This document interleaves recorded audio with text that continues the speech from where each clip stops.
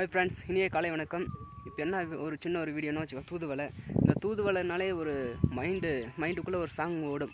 தூதுவளையில அரைச்சி தொண்டையில் நான் நினச்சி மாமங்கிட்ட பேச போகிற மணிக்கணக்கா. பட் அந்த சாங்கு திடீர் ஞாபகம் வந்துருச்சு. அந்த சாங் விட்டுருங்க.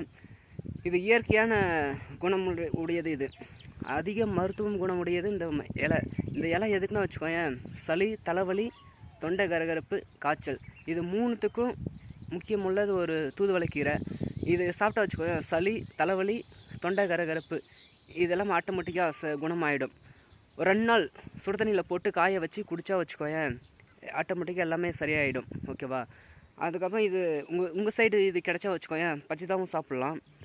சின்னதாக முள் இருக்கும் இந்த இலையில், அந்த முள்ளை எடுத்து அகற்றி சாப்பிட்டா வச்சுக்கோங்க, டெய்லி 2 இலை சாப்பிட்டா வச்சுக்கோங்க, தலைவலி, சளி, தொண்டை கரகரப்பு சுத்தமாக போயிடும். பிடிச்சிருந்தால் லைக் பண்ணுங்கள், கமெண்ட் பண்ணுங்கள். ஓகே, பாய்.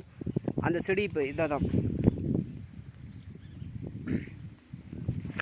அந்த செடி இதுதான். அந்த செடி ஆல்ரெடி உங்களுக்கு தெரியும்னு நினைக்கிறேன். ஓகே, பாய்.